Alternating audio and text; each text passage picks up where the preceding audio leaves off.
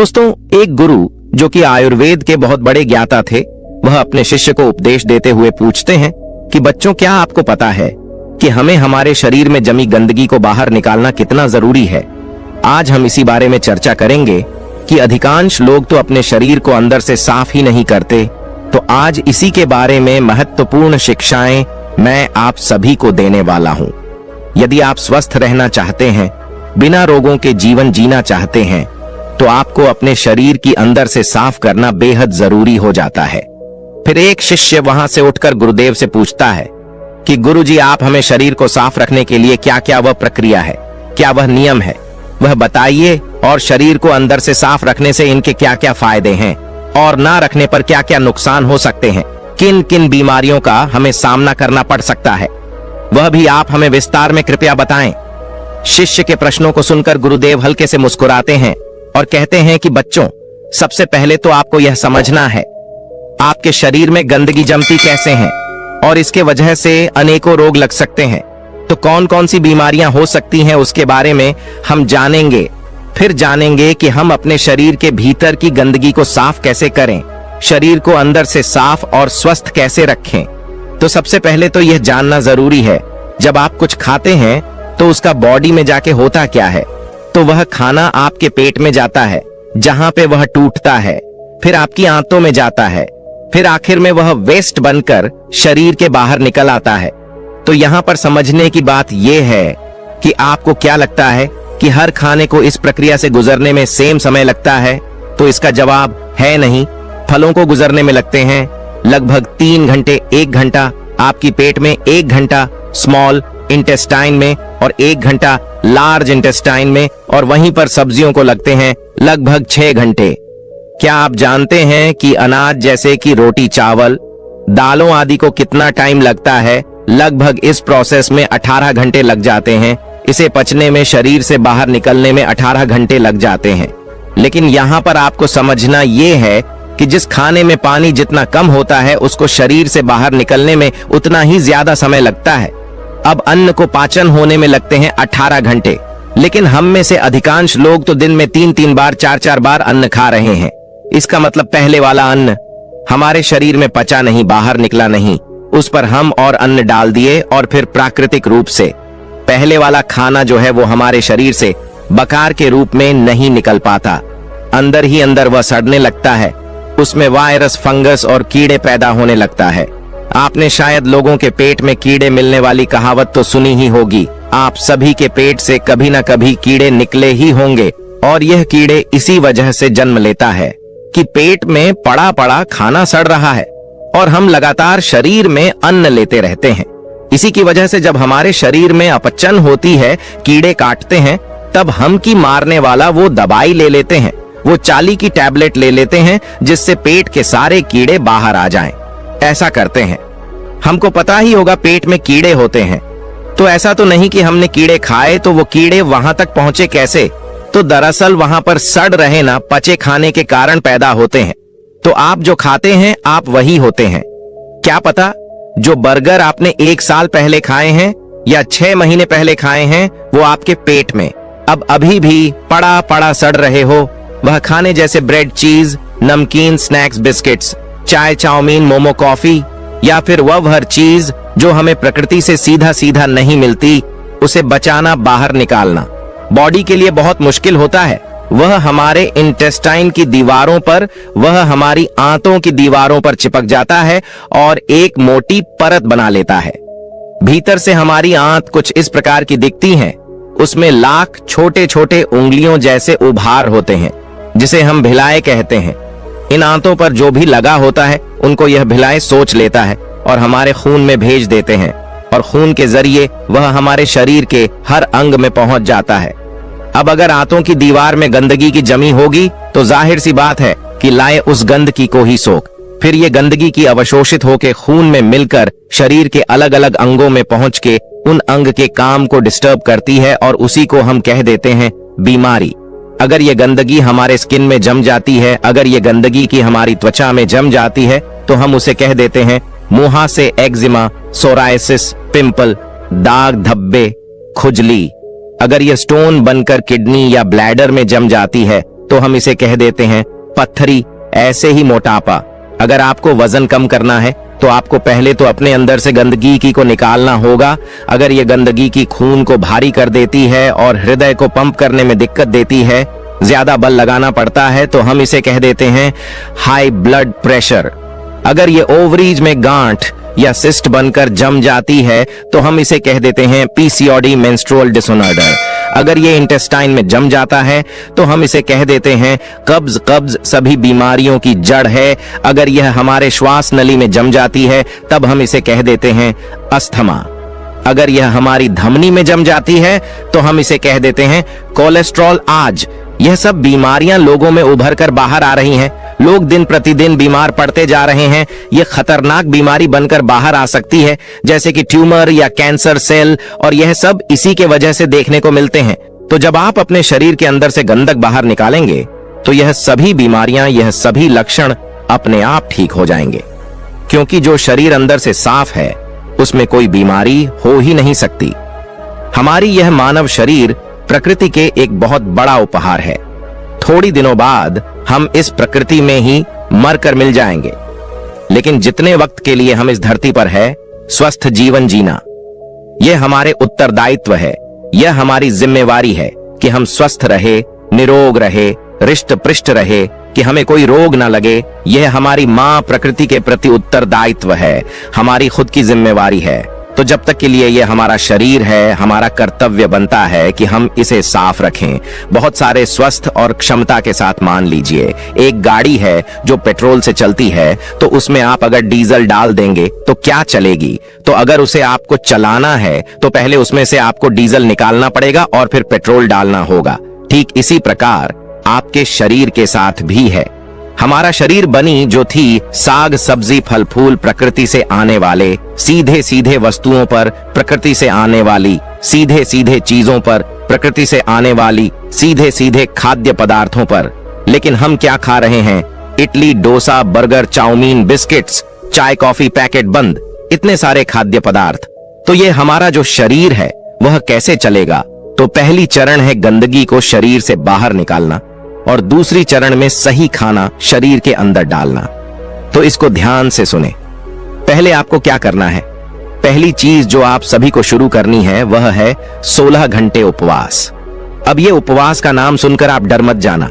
ये उतना भी मुश्किल नहीं है। जो शक्ति आपके अंदर से गंदगी की टॉक्सिन को निकालेगी, आपकी बीमारी ठीक करेगी, वजन को कम करेगी, वह शक्तियां आपके शरीर के अंदर ही बैठी है, ना कि किसी दवाई बोतल या इंजेक्शन में। तो जो डॉक्टर आपको ठीक करेगा वह आपके अंदर ही बैठा है। तो आप जब उपवास करते हैं तो आप उस डॉक्टर को अपने अंदर काम करने का वक्त देते हैं। और इसका प्रमाण है, जब आपकी हड्डी टूटती है तब इसका प्लास्टर लगता है, उसको एक जगह स्थिर रखने के लिए, उसे आराम देने के लिए। थोड़ी दिन बाद आपके वह हड्डी खुद ब खुद जुड़ जाती है। ऐसा तो नहीं कि उस प्लास्टर में कोई दवाई है। तो वह कौन सी शक्ति है जो इस हड्डी को जोड़ती है? वह है आपकी प्राण शक्ति, यानी कि आपकी हीलिंग पावर, या फिर आप इसे इम्यूनिटी पावर बोल सकते हो। तो यह प्राण शक्ति बहुत शक्तिशाली है। आप ही सोचो, अगर यह आपकी हड्डी को जोड़ सकती है तो क्या यह आपके शरीर में बने पथरी या शिस्ट को नहीं तोड़ सकती है?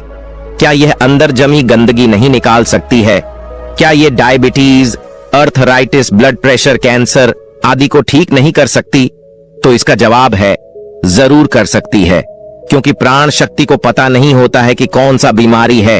नाम तो हमने दिए हैं। जब हमारे प्राण शक्ति अपना इलाज करना शुरू करती है तो वह शरीर के हर एक बीमारी को ठीक कर देती है, सब कुछ ठीक कर सकती है, चाहे फिर वह बीमारी कहीं भी हो और कितनी भी पुरानी क्यों ना हो, उसे यह प्राण शक्ति ठीक कर देती है। अब आइए प्राण शक्ति का काम करने का तरीका जानते हैं। तो प्राण शक्ति एक बार में एक ही काम ढंग से कर सकती है। खाने को पचाने का काम यानी डाइजेशन का काम, या फिर इलाज यानी कि हीलिंग का काम। हम प्राण शक्ति को हीलिंग करने का मौका ही नहीं देते, उसे डिस्टर्ब करते रहते हैं। पता है कैसे? हमेशा खाते रहने से जैसे ही हम कुछ खाते हैं, प्राण शक्ति हीलिंग का काम रोक देती है और डाइजेशन का काम शुरू कर देती है। दुर्भाग्य, बस हम हमेशा ही खाते रहते हैं। नाश्ते में हम खाए ठुस ठुस करके ब्रेड के, वो डाइजेस्ट हुआ नहीं, लंच में हम चावल और दाल आई, वो डाइजेस्ट हुआ नहीं। डिनर में 2 रोटी हमने और डाल दी। तो इस तरह से प्राण शक्ति हफ्ते में 7 दिन डाइजेस्ट का ही काम करती रहती है और उसे हीलिंग का टाइम ही नहीं मिल पाता। अगर आप चाहते हैं कि प्राण शक्ति हीलिंग करें तो समय समय पर डाइजेशन को ब्रेक देना होगा। हम आपको सुझाव देते हैं कि आप रोज 16 घंटे का कम से कम ब्रेक दें। मान लीजिए आपने डिनर रात को 8 बजे खाया तो अगले दिन दोपहर 12 बजे तक कुछ मत खाइए। 12 बजे आप अपने दिन का पहला सॉलिड भोजन लीजिए। तो आप दिन में इस प्रकार 16 घंटे उपवास कर रहे हैं और 8 घंटे के अंदर अंदर खा रहे हैं, तो इसको कहते हैं 16 घंटे का उपवास। तो दोपहर 12 बजे से पहले आप जूस ले सकते हैं। आप पानी, नारियल पानी या कोई भी सब्जी का जूस ले सकते हैं, लेकिन फ्रूट जूस, चाय, कॉफी या दूध बिल्कुल नहीं लेना है। अब यह सुनने में जितना मुश्किल लगता है उतना है नहीं, क्योंकि 16 में से ज्यादातर समय तो आप सो ही रहे होंगे। आजकल हमें फास्टिंग के नाम से ही कुछ अजीब ख्याल आने लगते हैं। हम सोचते हैं अरे भाई इतना भूखा रहेंगे तो बीमार ही पड़ जाएंगे, लेकिन ऐसा नहीं है। प्रकृति ने हमारे शरीर को टाइम टाइम पर उपवास करने के लिए ही बनाया है। हमारे पूर्वजों के पास सुपरमार्केट, फ्रिज नहीं हुआ करती थी। पूरे साल उन्हें खाना भी उपलब्ध नहीं हुआ करता था। इस दौरान कभी कभी उन्हें खाने को कुछ भी नहीं मिलता था और वह बिना खाए रहते थे, क्योंकि हमारा शरीर समय समय में फास्टिंग के लिए अनुकूल है, उपवास के लिए उचित है। असमंजस तो यह है कि हम दिन में दिन भर खाते ही रहते हैं।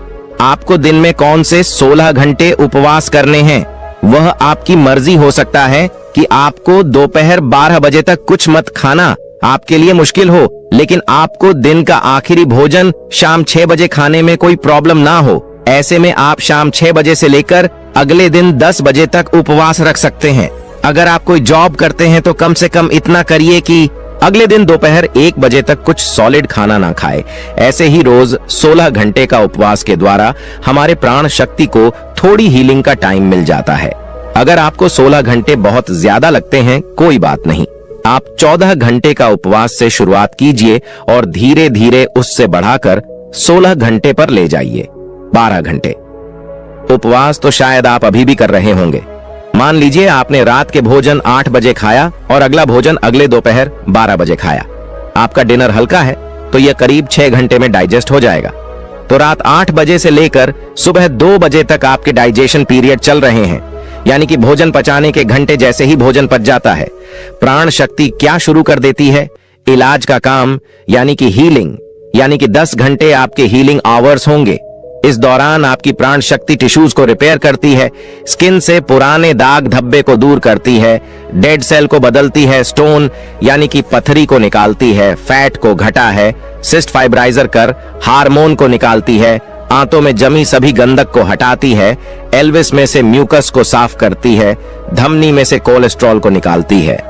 हरा हरी में कहा जाए तो उपवास के दौरान आपके प्राण शक्ति शरीर के हर अंग में जाकर वहां पर टॉक्सिन्स, गंदगी या बेकार वस्तुओं को उठाकर मल, मूत्र, पसीना और श्वास के जरिए बाहर फेंक है।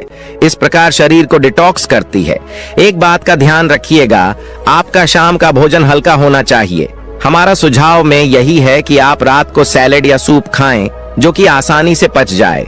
अगर आप कुछ भारी भरकम खाते हैं, भारी अनाज ले लेते हैं जिससे कि रोटी, चावल या दाल, तो उसको बचने में अधिक समय लग जाएगा और जो हमारे अंदर है प्राण शक्ति, उसको हीलिंग आवर्स नहीं मिलेंगे, शरीर को इलाज करने के समय नहीं मिलेंगे।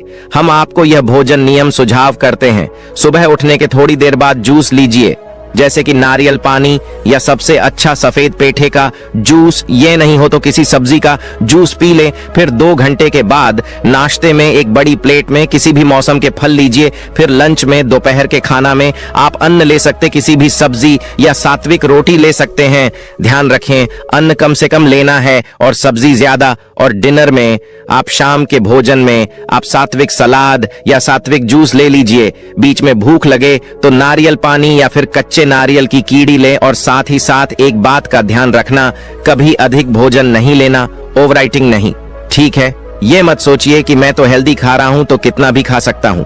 खाना खाकर उठने से पहले पेट में थोड़ी जगह खाली हमेशा रखना। आपकी बीमारी कितनी जल्दी ठीक होती है यह इस पर निर्भर करता है कि आप बॉडी को कितने हीलिंग आवर्स देते हो। अगर आप रोज 16 घंटे उपवास कर रहे हैं तो इस हिसाब से हफ्ते में आपने दे दिए 112 घंटे, एक महीने में आपने करीब दे दिया 450 हीलिंग आवर्स, 3 महीने में 1500 हीलिंग आवर्स और 1500 हीलिंग आवर्स में सभी बीमारियां, diabetes, cholesterol, PCOD, stone, high blood pressure आदि सभी जड़ से ठीक हो सकती है। अगर आपकी एज कम है तो इससे भी ज्यादा कम समय लगेगा। बस बैलेंस डाइट को, सात्विक भोजन को पालन करना मत भूलिए। उपवास भी उतनी ही जरूरी है जितना कि खाना खाना जरूरी है। और आपको जानकर हैरानी होगा, ये एकदम चौंकाने वाला बात है। और आपको जानकर हैरानी होगा, ये एकदम चौंका देने वाला चीज है कि हमें दुनिया के हर धर्म में उपवास करना सिखाते हैं, चाहे वो एकादशी हो, रोजा हो या गुड फ्राइडे हो। और यहाँ तक कि आयुर्वेद में भी लिखा है उपवास के नियमों को पालन करना चाहिए। जब आपको दोपहर तक खाने के बारे में नहीं सोचना पड़ता है तो आप पहले से ज्यादा कार्यशील होते, प्रोडक्टिव होते हैं। आप दिन में पहले से ज्यादा काम निकाल पाते हैं क्योंकि आपको हर समय खाने के बारे में नहीं सोचना पड़ता है। और आखिर में गुरु कहते हैं कि अब आप तो समझ ही गए होंगे कि हमारे शरीर को साफ करने के लिए अपनी गंदगी को बाहर निकालना कितना जरूरी है। और यह शिक्षाएं घर घर में पहुंचने चाहिए। लोग जागृत होंगे तभी स्वस्थ रहेंगे।